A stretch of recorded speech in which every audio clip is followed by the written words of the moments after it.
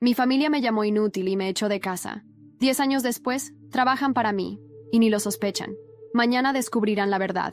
Mi familia me echó de casa porque era una inútil, una vergüenza. Ahora, 10 años después, todos trabajan en mi edificio sin saber que yo soy la dueña.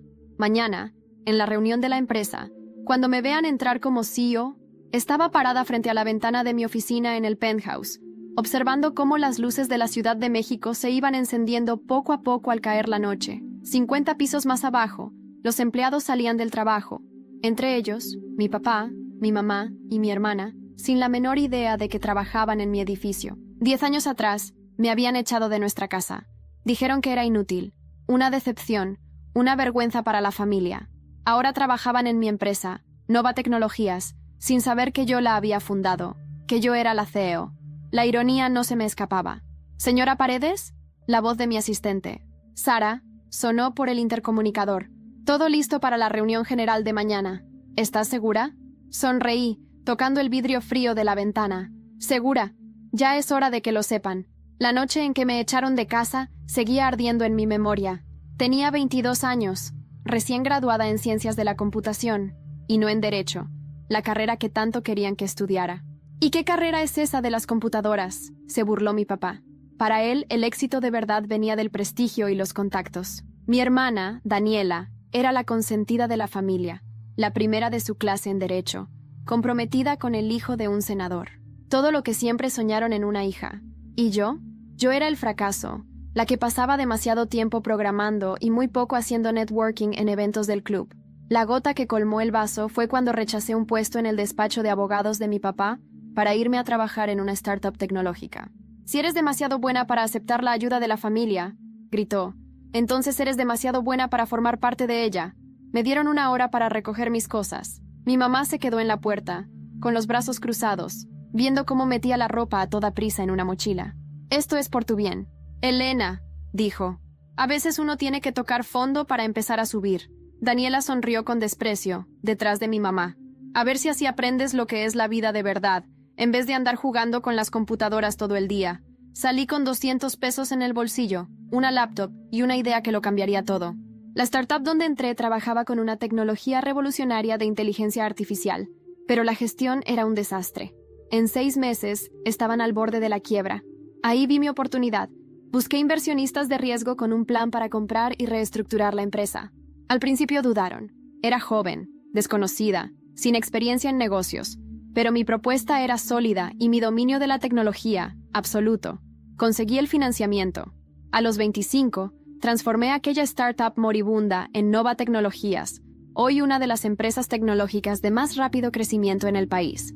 Pero mantuve mi identidad en secreto, operando a través de una red de holdings. La cara pública de Nova era nuestro director de operaciones. Yo trabajaba tras bambalinas. 3 años atrás, Nova compró el edificio comercial en el centro donde el despacho de abogados de mi papá apenas podía pagar el alquiler.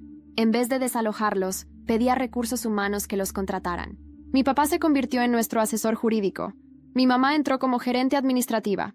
Daniela, cuya carrera brillante en Derecho se había estancado, aceptó un puesto en el área de contratos. Los observaba por las cámaras de seguridad del edificio. A veces veía a mi papá, ya con más canas que cabello negro, cruzando el vestíbulo con prisa por las mañanas. Mi mamá organizaba fiestas internas, intentando hacerse amiga de los directivos. Daniela, sus trajes de diseñador ya no tan impecables, siempre parecía ansiosa por demostrar su valor. Les encantaba trabajar en Nova. Escuchaba los elogios en las reuniones familiares, reuniones a las que nunca me invitaban, pero de las que siempre me enteraba, gracias a la red que había construido a lo largo de los años. Un ambiente profesional de verdad, decía mi papá. Por fin, una empresa que reconoce el talento, añadía mi mamá. Si tan solo supieran que la CEO misteriosa, sobre la que tanto especulaban, era precisamente la hija que habían desechado. Ahora, de pie en mi oficina, en vísperas de la mayor revelación de mi vida, pensé en el camino que me había traído hasta aquí. Las noches durmiendo en sofás de amigos mientras programaba. Las comidas que me salté para poder pagar el hosting de los servidores. Las reuniones interminables con inversionistas que solo veían mi edad y mi género. Nunca mi visión. Sara tocó suavemente la puerta antes de entrar. La presentación está lista. Todos los empleados han sido notificados de la reunión obligatoria. Me giré, dejando la ventana atrás. ¿Cuántas personas hay en el edificio ahora? Poco más de 3000. respondió. Tu familia está confirmada en la primera fila. Asentí con la cabeza, tomando un portarretratos de mi escritorio, el único objeto personal en mi oficina minimalista. Era una foto mía en la graduación de la universidad, tomada antes de que todo se viniera abajo. Sonreía, sin saber que en pocos meses mi familia me abandonaría. «Señora Paredes», la voz de Sara era suave. «¿Está dudando?» Volví a poner la foto en la mesa. «No, ellos necesitan saber para quién han estado trabajando todo este tiempo. Necesitan saber a quién desecharon. La reunión de mañana no era solo para revelar mi identidad. Iba a anunciar la más reciente innovación de Nova, un sistema de inteligencia artificial que revolucionaría la investigación jurídica. La ironía era perfecta. La hija a la que llamaron inútil había creado algo que transformaría justamente la profesión jurídica que tanto adoraban. Mi celular vibró. Un correo de mi papá al jefe de su departamento. Emocionado por finalmente conocer a la CEO mañana, tengo algunas sugerencias sobre la reestructuración del departamento jurídico. Sonreí. Seguía creyendo que sabía más que todos. Seguía creyendo que las conexiones y los métodos tradicionales eran la clave del éxito. Mañana todo iba a cambiar. Sara me entregó una carpeta. Tu discurso para mañana, pero apuesto a que ni lo vas a necesitar. 10 años, murmuré, tomando la carpeta. 10 años construyendo esta empresa. 10 años viéndolos trabajar aquí sin tener idea. Mañana, por fin van a entender lo que perdieron. Pero al mirar de nuevo hacia la ciudad desde la ventana, me di cuenta de que no era venganza lo que me movía. Era demostrar algo. Mostrarles, y mostrarle al mundo entero, que el éxito no siempre tiene la cara que esperan. Que a veces viene de donde menos te imaginas, de la persona subestimada, de la que llamaron inútil. Sara, la llamé, cuando ya estaba por salir. Asegúrate de que el equipo de seguridad esté listo. Mañana puede ser intenso. Ella asintió, comprendiendo perfectamente. Las dos sabíamos que cuando mi familia descubriera quién era realmente la dueña de Nova Tecnologías, quién firmaba sus cheques de pago, quién controlaba su futuro, la reacción sería explosiva. Pero yo estaba lista. No había llegado hasta aquí por tenerle miedo al enfrentamiento. Mañana, la hija que desecharon les iba a mostrar exactamente lo que significa ser llamada inútil. El auditorio de la empresa estaba lleno. 3,000 empleados ocupaban todos los asientos. Me temblaban las manos, pero no lo mostré. Aprendí a no hacerlo. El escenario estaba iluminado con una luz blanca que me bañaba como si fuera un juicio divino. Frente a mí, más de 3,000 personas, muchos con los que había cruzado palabras solo a través de correos, otros que apenas reconocía de los vídeos de vigilancia, pero había 3 rostros que sí conocía, y demasiado bien: mi padre, mi madre y mi hermana Daniela. Sus miradas eran un retrato en tiempo real del desconcierto. Yo era la mujer a la que habían expulsado de su casa por perder el tiempo con ordenadores, la que, según ellos, nunca llegaría a nada. Y ahora, aquí estaba, frente a ellos, dueña del edificio, dueña de sus salarios, dueña de su presente. «Buenas tardes», dije con voz firme, apenas respirando. «Gracias a todos por estar aquí hoy. Es un momento muy especial, no solo para la empresa, sino para mí, personalmente». Dejé que el silencio hiciera su trabajo. Un silencio pesado, cargado de preguntas. Soy Elena Paredes, fundadora y CEO de Nova Tecnologías. Algunas personas se miraron entre sí, buscando confirmar que habían escuchado bien. Otras comenzaron a aplaudir tímidamente, pero mis ojos estaban clavados en los de ellos. Mi familia. Vi cómo mi madre apretaba el bolso contra el pecho, cómo mi padre fruncía el ceño, buscando una explicación lógica. Daniela simplemente se quedó paralizada. Si hubiese sido una escultura, habría ganado un premio por su realismo. Durante 10 años he trabajado desde las sombras, continué. No por miedo, sino por estrategia. Fundé Nova cuando nadie creía en mí, ni siquiera ellos. Señalé sutilmente en su dirección, sin nombrarlos, pero la tensión en la sala se podía cortar con un bisturí. Fui esa chica a la que le dijeron que debía estudiar derecho porque es lo que hacen las personas serias. La que fue insultada por elegir código en vez de corbatas. La que fue llamada inútil. No apartaron la vista. Quizás porque sabían que hacerlo era aceptar la derrota. Y sin embargo, aquí estoy. No para restregar mi éxito, no para vengarme, sino para anunciar la próxima era de esta compañía. Un sistema de inteligencia artificial que transformará la forma en que se ejerce el derecho. El aplauso esta vez fue generalizado. Nadie dudaba de mi liderazgo ahora. Nadie cuestionaba mi capacidad. Nadie, excepto ellos 3, que empezaban a entender la magnitud del juego en el que habían sido peones sin saberlo. Volví a mi oficina en la planta 50. Sara, mi asistente, me acompañaba en silencio. Cerró la puerta detrás de mí y no dijo nada hasta que me giré. ¿Estás bien? Asentí.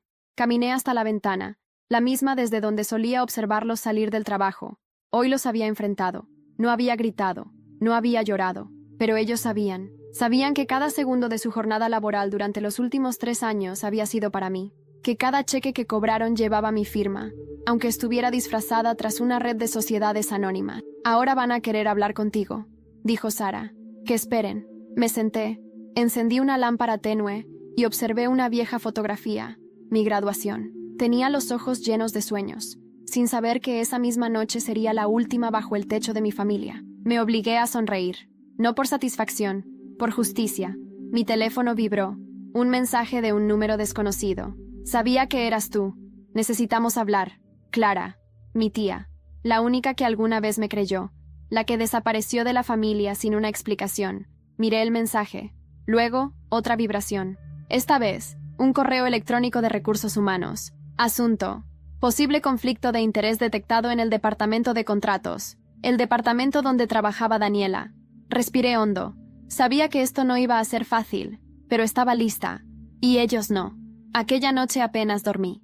Me quedé sentada en la butaca frente al ventanal, con la ciudad de Madrid desplegada ante mí como un tablero de ajedrez. Cada luz, cada calle, cada edificio, todo parecía ajeno y mío a la vez. Lo había conseguido, pero la victoria sabía menos dulce de lo que había imaginado. Quizás porque todavía quedaban piezas en movimiento, y una de ellas acababa de enviarme un mensaje. Clara, la hermana menor de mi madre, la tía rebelde, la que se fue a vivir al norte con apenas una maleta y cortó contacto con todos. Nadie hablaba de ella, como si hubiera muerto.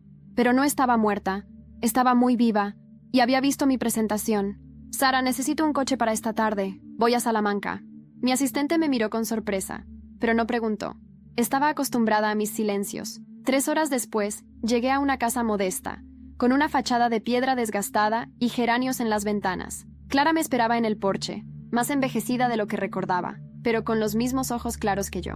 «Siempre supe que llegarías lejos», fue lo primero que dijo al abrazarme. «Solo no imaginé que llegarías tan sola».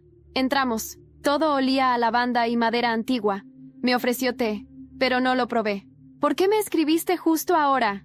Clara sacó una caja de madera, de esas que se usan para guardar cartas. La colocó frente a mí. «Esto te pertenece. Es de tu abuela Carmen». Me quedé paralizada. No había escuchado ese nombre en años. Mi madre rara vez hablaba de su madre, y cuando lo hacía, era con desdén. Decía que era una mujer fuera de lugar, que creía en tonterías de independencia. Clara abrió la caja. Dentro había fotos, cartas, una libreta con anotaciones y una joya antigua. Una medalla de oro grabada con un nombre. El mío. «Tu abuela sabía que eras distinta. Desde pequeña. Estas cartas son para ti. Nunca pude enviártelas. Tu madre me lo prohibió. Leí una. Solo una. Decía: Elena, si estás leyendo esto, es porque el destino se abrió paso a pesar del silencio. Nunca dejes que el mundo te diga lo que vales. Tú construyes tu propio valor». No pude evitar llorar. No de tristeza, de rabia. De todo lo que me habían robado sin que yo lo supiera. Mi historia, mi legado, mi verdad. ¿Por qué la escondieron? Pregunté con la voz rota. Porque Carmen siempre vio el potencial en ti, y eso amenazaba todo lo que tu madre quería mantener bajo control. Ella no soportaba que otra mujer brillara más que ella. Ni tu abuela, ni tú. Me levanté. Sabía que tenía que volver, pero no sin antes llevarme la caja. Gracias, Clara. Gracias por no rendirte. Elena, hay algo más. Tu madre no solo ocultó a Carmen, también mintió sobre la herencia. Una parte considerable del dinero de la venta de los terrenos familiares en Ávila era para ti. Carmen lo dejó claro en el testamento, pero nunca te lo dieron. Me quedé en silencio. Ese dinero, ¿cuánto era? Suficiente para haber pagado tu carrera, una casa, o fundar una empresa. Mi estómago se cerró. Había empezado con nada, pero ese nada había sido robado, y ellos lo sabían. Al regresar a Madrid, abrí el correo de recursos humanos. Confirmaba sospechas. Daniela había aprobado contratos sin leer cláusulas claves. Uno de ellos casi compromete una alianza estratégica, una infracción grave. Tenía que decidir, ¿protegerla por ser mi hermana o tratarla como cualquier otro empleado? No fue una decisión difícil. La llamé a mi oficina. Daniela llegó con el rostro tenso, pero altivo. ¿Qué pasa ahora? ¿Vienes a humillarme en privado? Te sentaste en un cargo que no sabías manejar. Ignoraste responsabilidades. Pusiste en riesgo un proyecto de 18 millones de euros. Si fueras cualquier otra empleada, estarías despedida. ¿Y qué vas a hacer? ¿Echarme tú, la hermana marginada? No. Te voy a poner donde deberías haber empezado. Como asistente legal junior. Desde abajo. Como hice yo. Daniela me miró como si no entendiera. Como si jamás se le hubiese cruzado por la cabeza tener que merecer su lugar. No lo aceptaré, dijo con frialdad. Entonces renuncia. Pero si te quedas, vas a tener que trabajar. Sin títulos. Sin tratos especiales. Aquí no hay sangre que valga más que resultados. Se fue sin decir palabra. Minutos después, Sara entró con una carpeta. El equipo de finanzas encontró algo raro en las cuentas del despacho jurídico. Hay pagos antiguos vinculados a una cuenta a nombre de tu padre. Me pasé la mano por el rostro. Sentí que la tierra comenzaba a temblar bajo mis pies. Pero no era miedo. Era una verdad que finalmente quería salir a la luz, y yo estaba lista para verla arder. La mañana siguiente amaneció nublada. No era común en Madrid para esa época del año, pero el cielo parecía entender lo que se avecinaba. El despacho olía a café recién hecho y a documentos viejos. Era un día de decisiones, o mejor dicho, de consecuencias. Tenía la carpeta sobre la mesa desde hacía horas. La cuenta bancaria aparecía a nombre de Ricardo Paredes, mi padre. Pagos irregulares, casi simbólicos, pero constantes, hechos a lo largo de 2 años por una supuesta consultoría jurídica externa. El problema: la empresa nunca contrató esa consultoría, y los informes supuestamente firmados por un bufete colaborador eran falsos, inventados. Respiré hondo. Sara, tráemelo, ahora. Mi asistente no dudó ni un segundo. Ella sabía lo que implicaba aquello, no solo por lo que significaba como CEO, sino por lo que significaba como hija. 20 minutos después, mi padre entraba a mi despacho. Llevaba un traje anticuado y un maletín de cuero que ya mostraba el desgaste de los años. Sus pasos, antes firmes y arrogantes, eran ahora más contenidos, pero su mirada seguía siendo la misma, altiva, calculadora, como si siempre pensara 2 movimientos por delante. ¿Querías verme?, preguntó, sin esfuerzo por sonar cordial. Sí, siéntate. Dejó el maletín a un lado, pero no se sentó. Se mantuvo de pie, desafiante. Recibimos una alerta de finanzas. Una cuenta bancaria que pertenece a ti ha estado recibiendo pagos irregulares de Nova Tecnologías durante más de 2 años. No pestañeó, no reaccionó, solo alzó una ceja. Eso es absurdo. Mi salario está registrado. Todo está declarado legalmente. Estoy hablando de otros pagos, hecho a través de una empresa fachada, con documentación falsa, y tenemos registros de que tú mismo creaste esa empresa. Un silencio tenso se instaló entre nosotros. ¿Estás acusándome de robarte? No. Estoy mostrándote pruebas de que lo hiciste. Mi padre dio un paso hacia el escritorio. Habló despacio, como si midiera cada palabra para herir lo justo. Tú no entiendes cómo funciona este mundo. Este tipo de cosas se hacen todo el tiempo. Aporté valor, evité demandas, facilitaba relaciones. El dinero era un reconocimiento discreto. No había contratos, no había acuerdos, no había conocimiento de la dirección. Y tú sabías perfectamente que esto era un fraude. Fraude es echar a tu propia familia a la calle y luego jugar a la emperatriz desde un rascacielos. Espetó, por primera vez dejando ver su furia. Me levanté. ¿Quieres hablar de echar a la calle? Porque eso fue lo que tú hiciste conmigo a los 22, y sin darme un céntimo de lo que mi abuela me había dejado. ¿Sabes cuánto costó cada noche sin dormir? Cada comida que me salté para ahorrar, cada inversor que me ignoró porque era joven y mujer. ¿Y tú, el hombre que me dio la espalda, tienes el descaro de venir aquí y justificar un robo? Él se quedó inmóvil. Por primera vez, sin palabras. No voy a llamar a la policía, pero vas a renunciar. Hoy, sin indemnización, sin beneficios, y vas a firmar una carta de confesión. Si no lo haces, entonces sí, haré que te encierren. Tú no harías eso. No a tu padre. Me acerqué despacio, hasta estar cara a cara. Tú dejaste de ser mi padre la noche que cerraste la puerta con llave detrás de mí. Lo vi temblar. Un destello de humanidad cruzó su rostro. Quizás culpa, quizás solo miedo. La carta, Ricardo. O los jueces. Salió sin decir nada. Media hora después, Sara me entregó la carta firmada. Renuncia inmediata. Confesión incluida. El escándalo se evitaría, pero el daño estaba hecho. No era solo el dinero. Era la traición, la arrogancia, la falta de arrepentimiento. Y yo me sentía vacía.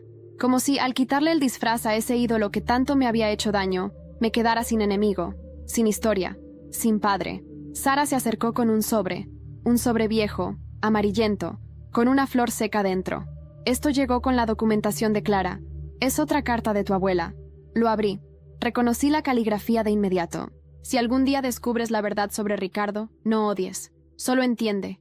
Algunos hombres necesitan pisar para sentirse grandes. No seas como ellos. Crece sin destruirte por dentro. Y entonces lo entendí. No era sobre destruir a nadie. Era sobre sobrevivir a pesar de todo. Esa misma noche, cuando el cielo de Madrid empezaba a despejarse, recibí un mensaje inesperado. Soy Víctor. Nos conocimos hace 10 años cuando empezabas. Estoy escribiendo sobre Nova y necesito hablar contigo. Víctor, el periodista, el que una vez fue algo más, el que ahora, probablemente, sabía demasiado. Y yo no sabía si estaba preparada para lo que traía consigo. Me tomó unos minutos decidir si contestar aquel mensaje. No porque no quisiera hablar con él, sino porque lo que Víctor representaba iba más allá de una simple historia. Era uno de los pocos recuerdos dulces de una época amarga. Nos conocimos cuando yo apenas sobrevivía programando desde un café con wifi gratis. Él era periodista novato, curioso, hambriento por contar historias que importaran. Yo solo era otra desconocida con una mochila rota y demasiados sueños en la cabeza. La última vez que lo vi, aún me temblaban las manos por la carta de expulsión que me dejaron en casa. Él fue amable. Me dio un bolígrafo, una libreta, y me escuchó. Pero cuando las cosas se complicaron, desaparecí. No podía arrastrarlo a mi miseria. Ni él me buscó. Supuse que había entendido. Y ahora, 10 años después, regresaba. Lo cité en una cafetería discreta de Chamberí, al fondo, donde nadie nos interrumpiera. Entró puntual. Más delgado, con algunas canas en la barba, pero los mismos ojos vivaces. Me sonrió. No le devolví la sonrisa. Todavía no. Sigues bebiendo café solo, sin azúcar, dijo sentándose frente a mí. Y tú aún recuerdas cosas inútiles. Se rió bajo. Me entrené para eso. Hubo un silencio breve. Ni tenso ni cómodo. Un silencio de historia interrumpida. ¿Por qué ahora, Víctor? Porque te vi ayer. Y no como periodista. Como hombre. Como alguien que te admiró antes de que fueras una figura. Sabía que eras tú desde hace meses. Pero necesitaba confirmar. Y ahora necesito entender. Fruncí el ceño. ¿Entender qué? Todo. ¿Por qué ocultarte durante años? ¿Por qué permitir que tu familia trabajara para ti sin saberlo? ¿Y por qué exponerlo todo justo ahora? Lo miré a los ojos. Vi sinceridad. Pero también vi el periodista. El que quiere la exclusiva. ¿Esto es una entrevista?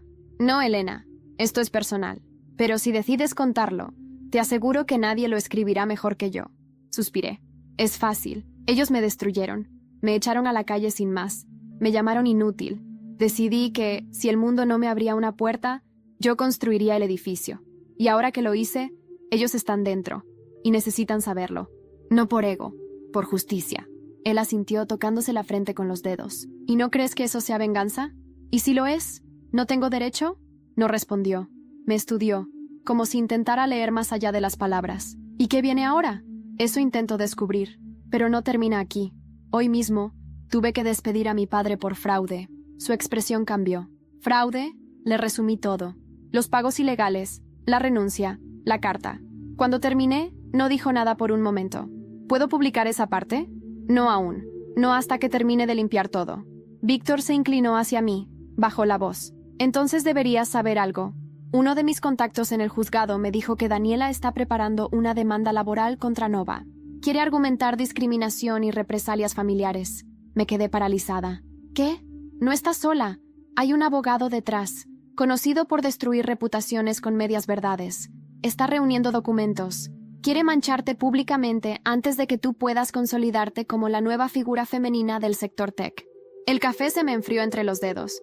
Ella no puede hacer eso. Puede, y lo hará. Me apoyé en la mesa. No voy a permitir que me derrumbe ahora. No después de todo. Víctor sacó su grabadora y la puso sobre la mesa, sin encenderla. Dime cómo empezó todo, Elena. Desde aquella noche. Déjame ayudarte. Esta vez, de verdad. Miré la grabadora. Dudé. Pero luego vi su mirada. Vale.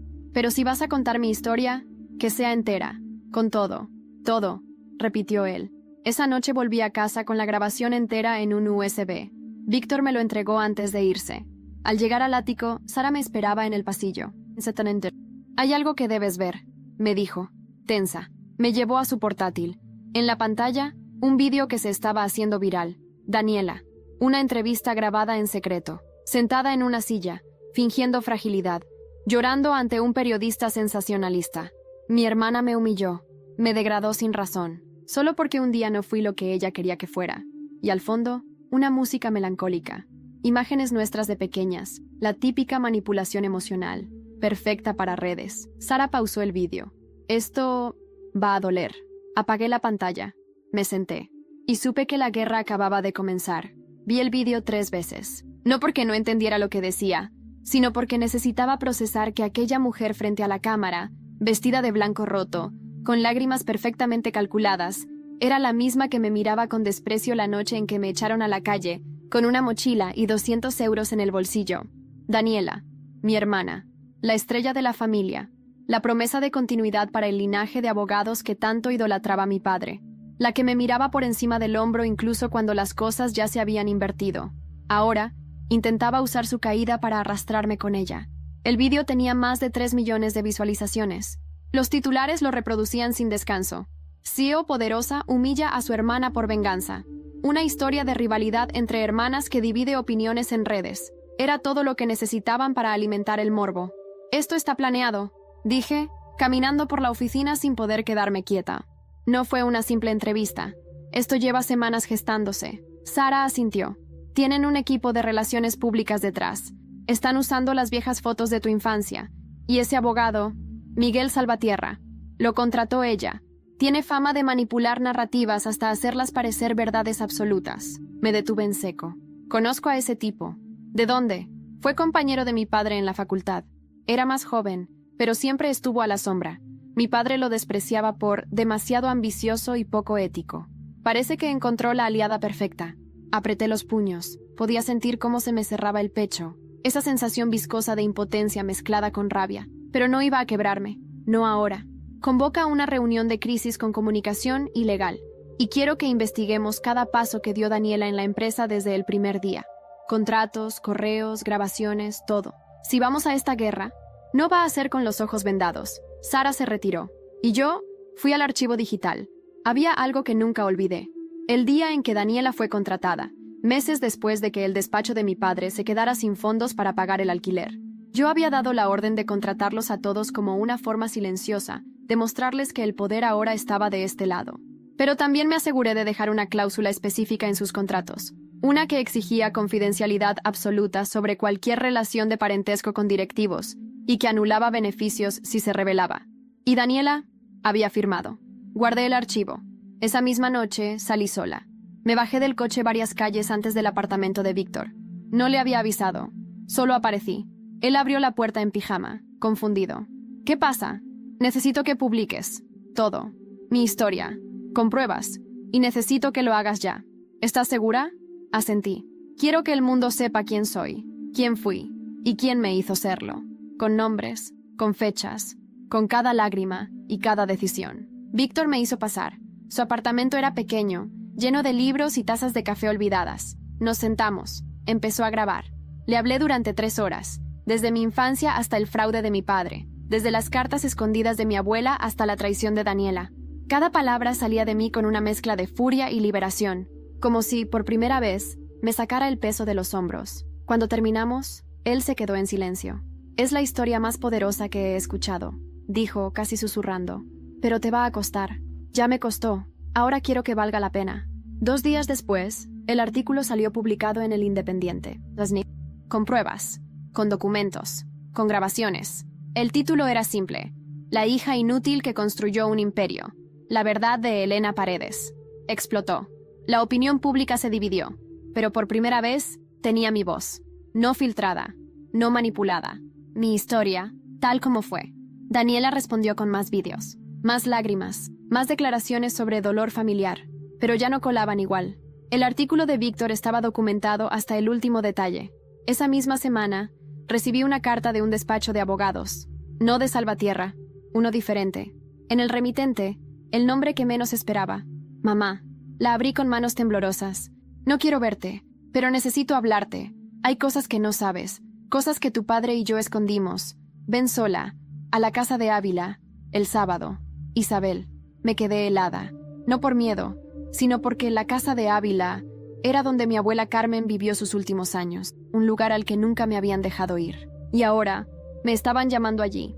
El camino hacia Ávila fue silencioso. Podía oír el sonido del motor, y sin embargo, sentía que me movía en otro plano, uno suspendido entre el pasado y lo que estaba a punto de descubrir. No había estado allí desde niña, y nunca me dejaron volver. Cada vez que preguntaba por la casa de la abuela Carmen, mi madre cambiaba de tema. Decía que era un lugar lleno de memorias equivocadas. Ahora me preguntaba si esas memorias equivocadas no eran en realidad verdades demasiado incómodas. Llegué justo antes del atardecer. El paisaje se teñía de ocre y sombras largas. La casa, una construcción antigua de piedra con contraventanas verdes, seguía en pie, aunque el tiempo la había empolvado. Había algo sagrado en esa estructura, algo que parecía contener secretos esperando ser liberados. Mi madre me esperaba en el porche, envuelta en un abrigo grueso. No parecía la mujer altiva que recordaba, aquella que controlaba los almuerzos familiares como si fueran juicios en miniatura. Se la veía más pequeña, más frágil, pero aún así conservaba ese aire de quien está acostumbrada a imponer su voluntad. «Gracias por venir», dijo simplemente. No respondí. Pasé junto a ella y entré en la casa. Todo estaba cubierto con sábanas blancas, como si se negara a olvidar. El aire olía a polvo antiguo, pero también a lavanda. Reconocí ese olor. Mi abuela siempre perfumaba sus cartas con esencia de lavanda. «¿Por qué me llamaste?». Mi madre tardó en responder. Caminó hasta una cómoda. Sacó una caja de madera y la dejó sobre la mesa. Me miró. Sus ojos no tenían lágrimas, pero estaban llenos de un peso antiguo. «Porque mentimos, y porque ya no puedo sostener esa mentira». Me acerqué lentamente. Abrí la caja. Más cartas, más documentos. Pero esta vez había algo más. Una cinta de casete. Vieja, polvorienta. «¿Qué es esto?». «Tu abuela la grabó antes de morir. Me la entregó y me pidió que la escuchara contigo». Nunca lo hice. No tenía el valor. «¿Por qué?». Mi madre se sentó. Por primera vez, bajó la mirada. «Porque me daba miedo lo que diría. Porque Carmen siempre fue una amenaza para lo que yo quería construir. Tu padre y yo queríamos una familia perfecta. Y ella siempre nos recordaba que lo perfecto era una mentira». Metí la cinta en un viejo reproductor que todavía funcionaba. La voz de mi abuela llenó el aire. «Elena, si estás oyendo esto, es porque el silencio finalmente fue roto. Quiero que sepas que luché por ti, incluso cuando tu madre no lo hizo. Quise dejarte algo, no solo dinero, sino verdad. La familia Paredes lleva generaciones repitiendo un ciclo de poder disfrazado de tradición. Tu madre quiso seguirlo. Yo no. Y tú serás quien lo rompa de una vez por todas». La grabación continuó. Detalles, confesiones. Mi abuela había intentado emanciparse de su marido, mi abuelo, un hombre violento y controlador, pero fue silenciada. Ella dejó tierras y ahorros a su hija menor, Clara, y a mí, no porque me prefiriera, sino porque sabía que sería la única que no vendería sus valores por aceptación. Cuando la grabación terminó, el silencio fue como una sentencia. Mi madre me miró. Su rostro era otro. No había altivez, no había máscara. «Te fallé, pero no te odio por lo que hiciste con papá y Daniela. Ellos nunca entendieron, y yo no quise entender. Y ahora sí, ahora solo quiero dormir en paz. ¿Quieres perdón?».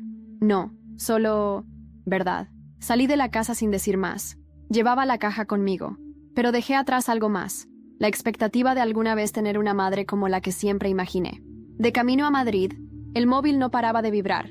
Sara me había llamado 3 veces. Le devolví la llamada. «Sara, Elena, tienes que ver esto. Ahora». «¿Qué pasa?».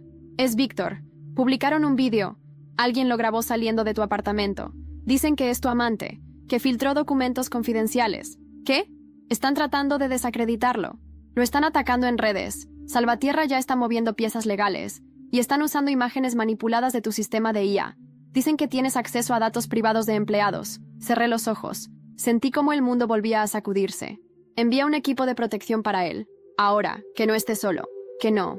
«¿Y tú?». «Yo voy a responder». Miré el horizonte de Madrid aproximándose desde la autopista. Las luces de la ciudad ya titilaban. Sabía que estaba entrando en el fuego. Pero esta vez no iba a quemarme. Iba a incendiar lo que tuviera que arder. Madrid no dormía. O quizás era solo yo. Desde la ventanilla del coche, vi cómo las luces de la ciudad se mezclaban con mis pensamientos, cada una un reflejo de las decisiones que había tomado, y de las que aún me esperaban. Lo de Víctor no era solo un ataque personal. Era una declaración de guerra. Subí a mi ático directo, sin saludar a nadie. Sara me esperaba con el rostro tenso y un portátil abierto en la mesa. Vídeos, capturas, comentarios, titulares. La CEO misteriosa en escándalo romántico y espionaje corporativo. Elena Paredes, genio de la tecnología o amenaza empresarial. Un vídeo mostraba a Víctor saliendo de mi apartamento con una carpeta bajo el brazo. Otra imagen, claramente editada, lo mostraba en la sede de Nova. Nunca había estado allí, pero eso no importaba. Lo que importaba era lo que se insinuaba, que le filtré información, que compartí secretos. ¿Cómo obtuvieron las imágenes? Cámaras de la calle y alguien del edificio. Hay una filtración interna. ¿Quién? Sara bajó la mirada. Creemos que fue Daniela. Tiene un amigo en el departamento de TI. Le debíamos una auditoría hace meses. Sentí el corazón en la garganta. No de tristeza, de furia. Una furia antigua, que venía desde los pasillos fríos de la infancia, desde cada palabra que me hizo sentir menos. Ahora Daniela no solo estaba manipulando su propia historia, me estaba poniendo en peligro. Envié un comunicado a prensa, breve, firme. Di que nunca hubo ninguna filtración, que el señor Víctor Alcázar es periodista y su acceso fue puramente profesional, y que Nova se reserva acciones legales contra la difamación. Sara asintió y se retiró. Me encerré en la oficina. Encendí la pantalla del sistema interno. La IA que estábamos desarrollando no solo era un avance legal, tenía módulos de auditoría de contratos, comportamiento de usuarios y redes de acceso. Yo no la había creado solo para venderla. La había creado porque sabía que algún día tendría que protegerme. Activé el módulo privado de rastreo. Un algoritmo analizó semanas de actividad interna en el servidor de Nova, cruces de correos, accesos sospechosos, comunicaciones externas. Y ahí estaba, un archivo transferido desde el departamento de contratos, un documento encriptado, desde el ordenador de Daniela, enviado a una dirección vinculada a la oficina de Salvatierra. Clavé las uñas en la palma de la mano. Podía denunciarla, formalmente, llevarla a juicio, arruinarla. Pero no, tenía otra idea. Llamé a Víctor. Me respondió de inmediato. ¿Estás bien?, me preguntó, con una voz firme pero cansada. Yo sí. Tú no. Me están destrozando. Han revivido artículos míos de hace años. Me acusan de sensacionalista, de inventar fuentes. Hasta mi medio está pensando en congelarme. Lo sé, lo voy a arreglar. ¿Cómo? Con tu ayuda. Al día siguiente, envié una convocatoria especial a todos los empleados de Nova. Una reunión privada, sin prensa, solo personal interno. Quería hablarles directamente, sin filtros, sin titulares. Quería mostrarles la verdad desde dentro. El auditorio estaba lleno otra vez, pero esta vez no era por una presentación tecnológica, era por mí. Subí al escenario sin notas, sin discurso preparado. Hace 10 años muchos me llamaron inútil. Hoy me llaman CEO. Pero entre esos dos momentos hay más que código y trabajo duro. Hay heridas, hay traiciones, y también hay decisiones difíciles. En la pantalla, proyecté una cronología de eventos, desde la contratación de mi familia hasta los movimientos de dinero de mi padre, las negligencias de Daniela, y finalmente, la manipulación mediática de los últimos días. Mostré las pruebas, con respeto, con firmeza. No estoy aquí para destruir a nadie. Estoy aquí para proteger lo que todos construimos. Nova no es una empresa. Es una historia de resistencia. Los empleados se pusieron de pie. No aplaudieron, no al principio. Solo me miraron. Y luego, uno a uno, empezaron a aplaudir, fuerte, como si acabaran de entender algo que siempre estuvo delante de ellos. Más tarde, en privado, entregué a Daniela una carpeta con todas las pruebas que tenía. Ella no dijo nada, solo la hojeó. ¿Qué vas a hacer?, preguntó con voz débil. Nada. Aún. ¿Aún? Voy a darte una oportunidad.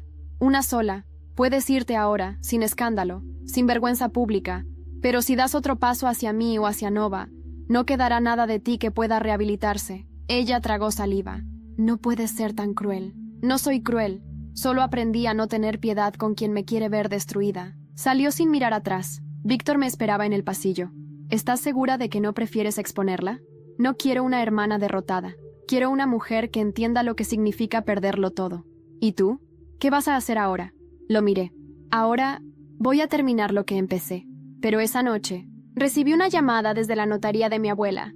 Clara había dejado nuevos documentos, una propiedad secreta, una finca en Girona y un testamento actualizado. Señorita Paredes, hay algo que debe ver. Su abuela le dejó algo más que tierras. ¿Qué? Un nombre. ¿Un nombre? Uno que, si lo confirma, podría cambiar la historia de su familia. El nombre que me dieron en la notaría de Girona no era el que esperaba. No era de una empresa, ni de un antiguo socio. Era un apellido, uno que resonó como un eco sordo en mi pecho. Sáenz de Urrutia. Me quedé en silencio cuando lo escuché. No lo conocía. Al menos, eso creía. Pero algo en mí reaccionó. Era como una melodía vieja que no sabes cuándo escuchaste, pero que se te queda en la piel. ¿Quién es?, pregunté al notario. Según este documento, firmado por su abuela Carmen Sáenz de Urrutia, ese apellido pertenece a una rama familiar que fue borrada del registro civil. Hay pruebas, cartas, fotografías, todo en la finca de Girona. Me entregaron un sobre grueso. No lo abrí en el momento. Me limité a guardarlo. No era el lugar. Horas después, me encontraba conduciendo hacia la finca. Dejé Madrid detrás como se deja un campo de batalla tras la retirada. Necesitaba silencio. Necesitaba respuestas. Y sobre todo, necesitaba saber quién era realmente. La finca estaba en una colina, rodeada de cipreses y viñedos salvajes. Nada espectacular, pero había belleza en su abandono. Era clara la mano de mi abuela en cada detalle. Las piedras talladas, los marcos de madera con inscripciones, los ventanales abiertos para que la luz entrara sin pedir permiso. Adentro, las habitaciones estaban vacías pero limpias, como si alguien las hubiera preparado para mi llegada. En una sala lateral encontré lo que buscaba: cajas, carpetas, fotos en blanco y negro. Una mujer joven, idéntica a mí, con el cabello recogido y la mirada determinada. Era Carmen, pero al fondo de la imagen, un hombre con gesto adusto. Otro apellido escrito en la parte trasera: Julián Sáenz de Urrutia, Bilbao, 1963. Mi bisabuelo. Leí las cartas, una historia de amor prohibido. Carmen se había enamorado de un hombre que su familia consideraba inferior, un pequeño empresario de provincias que hablaba de progreso y ruptura con el apellido. Fue desheredada, expulsada y obligada a tomar el apellido del marido oficial, Paredes, un jurista frío que nunca la amó. El apellido Sáenz de Urrutia fue ocultado, pero Carmen nunca lo olvidó. Dejó instrucciones para restaurarlo legalmente, solo si una descendiente suya algún día llegaba a hacer justicia en su propio nombre. ¿Y yo? Lo había hecho. Me quedé sentada en el suelo de la finca durante horas, con las fotos en el regazo, tratando de entender qué significaba todo aquello. No era solo un apellido, era una identidad enterrada, una promesa rota, un linaje de mujeres que no pudieron contar su historia, hasta ahora. Mi teléfono sonó. Era Clara. «Lo encontraste, ¿verdad?» «Sí. ¿Por qué no me lo dijiste antes? Tu madre me lo prohibió. Me amenazó con quitarme todo si hablaba, pero Carmen siempre supo que tú ibas a romper ese muro. Por eso te dejó esta finca, para que aquí comenzaras de nuevo». ¿Comenzar qué?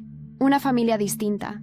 Un legado que no se base en el control, en la apariencia, sino en la verdad. Volví a Madrid al día siguiente. Antes de llegar, pasé por el registro civil. Solicité el procedimiento para restaurar legalmente el apellido, no para borrar el de Paredes, sino para reclamar lo que me quitaron. Sáenz de Urrutia. Sara me esperaba en la oficina con una sonrisa extraña. «¿Qué pasa?», le pregunté. «Tienes visita. Está en la sala de reuniones. Dice que es urgente». Entré.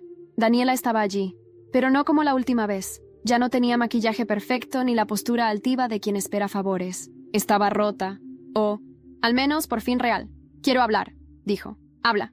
Retiré la demanda y despedí a Salvatierra. «¿Y? Necesito ayuda». «¿Ayuda? ¿Después de todo lo que hiciste?» «No por mí», tragó saliva. «Por mamá. La han diagnosticado. Cáncer. Avanzado».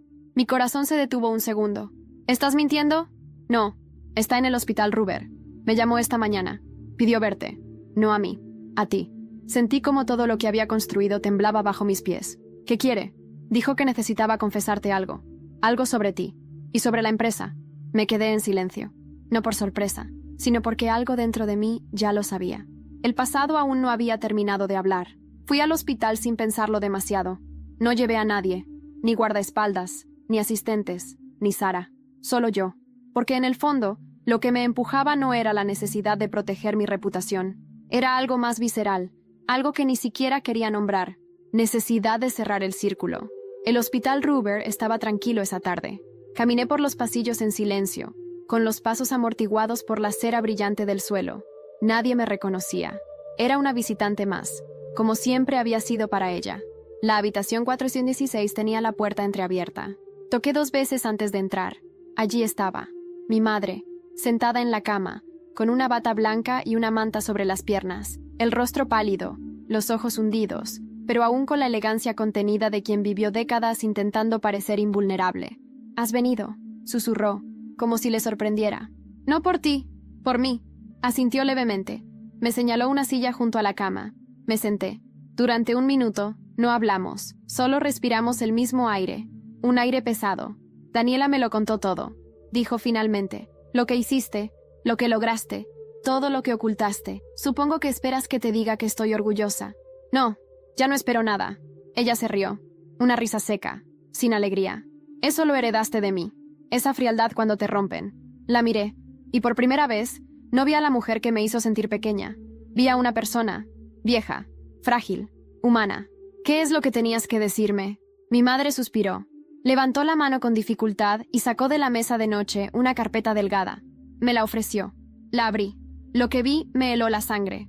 Eran documentos de constitución de empresa, pero no de Nova Tecnologías. Eran papeles antiguos, de hace más de 12 años, a nombre de Carmen Sáenz de Urrutia, la abuela. Ella inició el proyecto original, murmuró mi madre. La idea era suya, una red de información legal basada en inteligencia artificial. Estaba obsesionada con el acceso libre a la justicia, pero nunca logró financiación. Tu padre la saboteó. Dijo que era una idea de viejas locas. ¿Y tú? Yo me reí con él. Me apoyé en el respaldo de la silla. Los documentos detallaban los planos conceptuales, diagramas de flujo, hasta una patente preliminar que nunca llegó a presentarse. Era el esqueleto de lo que años más tarde sería Nova. Entonces, toda mi idea fue tuya, pero ella plantó la semilla, y tú la regaste, la hiciste crecer. No lo veas como plagio. Carmen siempre supo que tú eras la única que lo entendería. Me llevé la mano al pecho. Era demasiado, demasiado. ¿Por qué me lo cuentas ahora? Porque me estoy muriendo, y porque nunca te perdoné por ser tan parecida a ella, ni tan distinta a mí. Me levanté. Gracias por decírmelo, pero no cambia lo que hiciste. No, pero quizás cambie lo que harás tú ahora. La miré por última vez, no con odio, con lástima, con compasión. Adiós, mamá. No la volví a ver con vida. Murió 3 días después. No lloré en el entierro. Apenas hablé. Solo puse en la tumba una pequeña figura de lavanda seca, igual a la que Carmen ponía en sus cartas. Esa misma noche, reuní al equipo directivo de Nova. Vamos a lanzar una fundación, en nombre de Carmen Sáenz de Urrutia.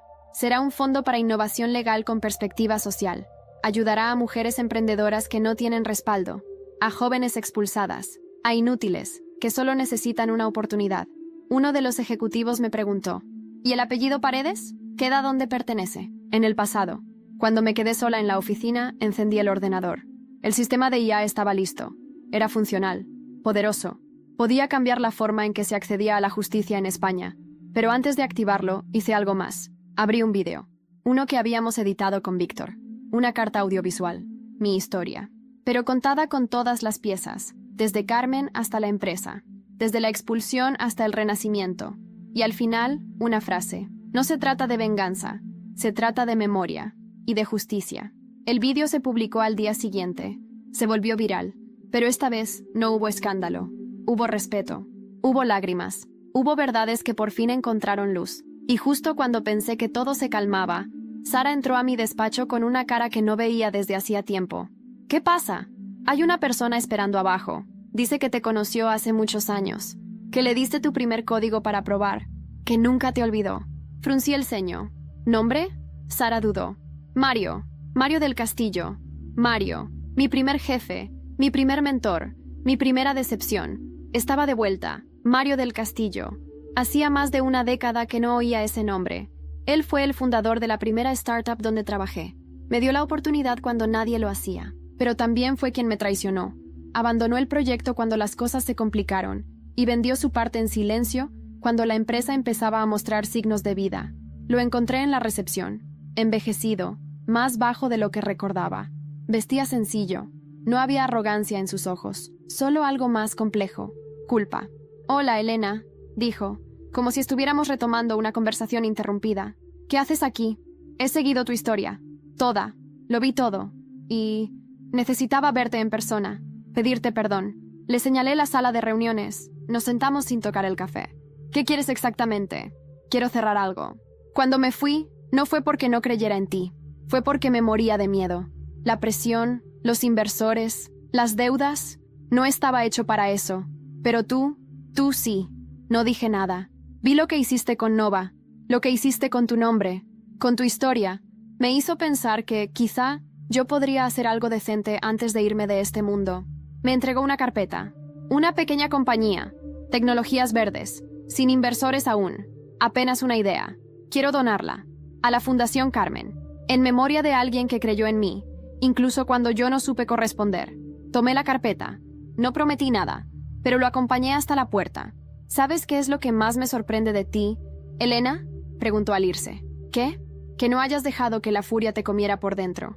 Eres mejor que todos nosotros. Cuando se fue, me senté, respiré, y pensé en cada uno de ellos. Daniela dejó Madrid, tomó un trabajo en Zaragoza, en un pequeño bufete que ayuda a mujeres víctimas de violencia doméstica. Nadie la reconoció al principio, pero yo supe que, en el fondo, por fin entendió algo. No basta con tener apellido y estudios si no se tiene empatía. Me escribió una carta meses después. No pedía perdón, solo decía: ahora sé lo que se siente luchar por algo que nadie más ve. Gracias por no destruirme. Eso fue lo que me salvó. Mi padre, Ricardo. Tras su renuncia forzada, se retiró a un pueblo en León. Vendió el coche, la casa. Vive modestamente. A veces da charlas sobre ética legal. Irónico. Pero sé que no es por redención, es por necesidad. Nunca volvió a contactarme. Y yo no lo busqué. Algunas heridas se cierran, otras solo se abandonan. Mi madre, Isabel, murió en paz. Al menos eso me dijeron en el hospital. Su última voluntad fue ser enterrada junto a mi abuela Carmen. Lo permití. No por ella, por mí, Sara, mi mano derecha, mi amiga, mi refugio silencioso. Hoy es directora operativa de Nova. Yo le cedí parte de la empresa, porque si hay alguien que merece construir algo con su nombre, es ella. Cuando me preguntó si estaba segura, le dije: yo construí esto para demostrar que podía. Ahora quiero que viva sin tener que demostrarle nada a nadie. Víctor publicó su libro. Se llama La Inútil, crónica de una mujer que rompió su nombre. Fue un éxito, pero lo que me conmovió no fue el libro, sino la dedicatoria. A Elena, que no necesitó fuego para quemarlo todo, solo verdad. Seguimos viéndonos, sin promesas, sin etiquetas. Nos encontramos donde no hay sombra del pasado, solo luz presente. Y eso para mí es suficiente. Restauré el apellido, pero no para colgarlo en una pared. Lo hice para que ninguna niña más lo pierda por ser demasiado brillante, demasiado libre, demasiado ella. Nova sigue creciendo, pero ya no es mi única casa. En la finca de Girona, construí un centro, un refugio para jóvenes creadoras, donde puedan soñar en paz, sin miedo a ser expulsadas de sus propios mundos. Hoy, cuando alguien me llama la inútil, sonrío, porque ya no es una ofensa, es un recordatorio, un faro, un símbolo de lo que nadie pudo destruir. Me asomo a la ventana, el viento huele a tierra, a mañana nueva, y por primera vez siento que todo, absolutamente todo, ha valido la pena.